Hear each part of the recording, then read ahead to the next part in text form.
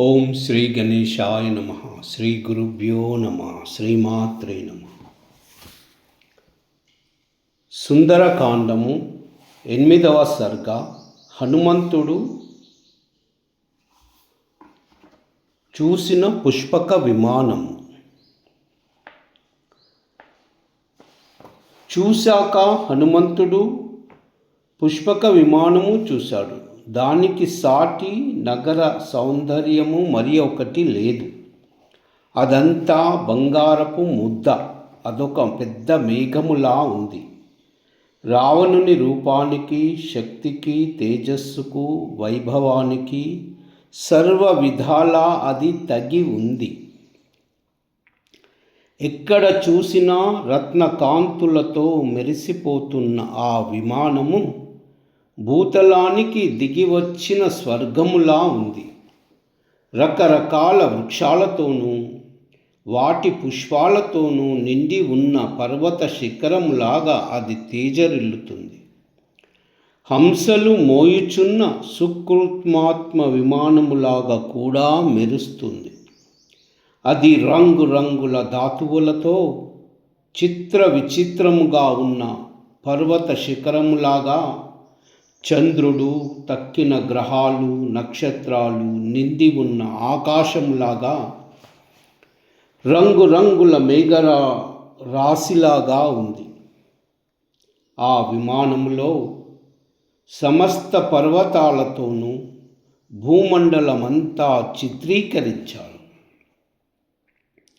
ఆ పర్వతాలన్నీ అనేక జాతుల వృక్షాలతో నిండి ఉన్నట్టు చిత్రీకరించారు. ఆ వృక్షాలన్నీ విరగబూసి ఉన్నట్టు చిత్రీకరించారు. ఆ పువ్వులన్నీ రెక్కలతోనూ కింజల్కాలతోనూ చాలా రమ్యముగా ఉన్నట్టు చిత్రించారు.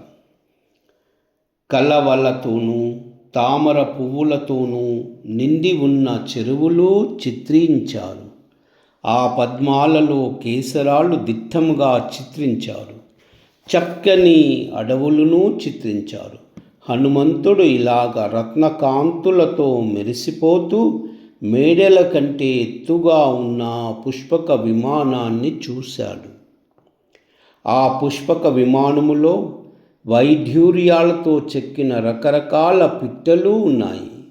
వెండితోనూ పగడాలతోనూ చెక్కిన పిట్టలు ఉన్నాయి. వివిధ రకాల రత్నాలతో చెక్కిన రంగురంగుల పాములు ఉన్నాయి.